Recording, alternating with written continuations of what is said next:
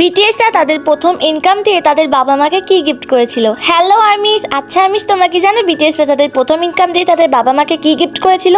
না জেনে থাকলে আজকে এই ভিডিওটি তোমার জন্য। কিন্তু তার আগে তুমি যদি একজন রিয়েল বিটিএস আর্মি হয়ে থাকো তাহলে প্লিজ ভিডিওতে একটা লাইক দিয়ে চ্যানেলটিকে সাবস্ক্রাইব করে দিয়ে যাবে আর কমেন্টে জানিয়ে যাবে যে তোমরা বিটিএস সম্পর্কে কি নিউ তথ্য পেতে চাও। আর্মিস, আমার চ্যানেলে অনেক বেশি ডাউন চলতেছে, তো প্লিজ তোমরা আমার ভিডিওগুলোকে বেশি বেশি করে শেয়ার করে দিবে। নাম্বার 1, আরএম তার বাবা মাকে তার প্রথম ইনকাম দিয়ে একটি অ্যাপার্টমেন্ট এবং একটি কার গিফট করেছিল। নাম্বার 2, জিন তার প্রথম ইনকাম দিয়ে জিনের বাবা মাকে একটি অ্যাপার্টমেন্ট এবং কোরিয়ান বিখ্যাত জায়গাগুলোতে ঘুরতে পাঠিয়েছিল। নাম্বার 3, সুগা তার প্রথম ইনকাম দিয়ে সুগার বাবা মাকে একটি অ্যাপার্টমেন্ট এবং একটি কার গিফট করেছিল।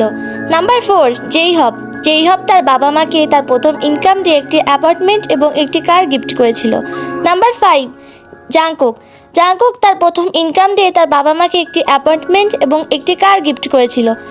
নাম্বার 6, ভি তার প্রথম ইনকাম দিয়ে তার বাবা মাকে একটি অ্যাপার্টমেন্ট এবং একটি কার গিফট করেছিল। নাম্বার 7, জিমিনেরটা জানার আগে তুমি যদি একজন রিয়েল বিটিএস আর্মি হয়ে থাকো তাহলে প্লিজ ভিডিওতে একটা লাইক দিয়ে চ্যানেলটিকে সাবস্ক্রাইব করে দিয়ে যাবে আর কমেন্টে জানিয়ে যাবে যে তোমরা বিটিএস সম্পর্কে আর কি নিউ তথ্য পেতে চাও।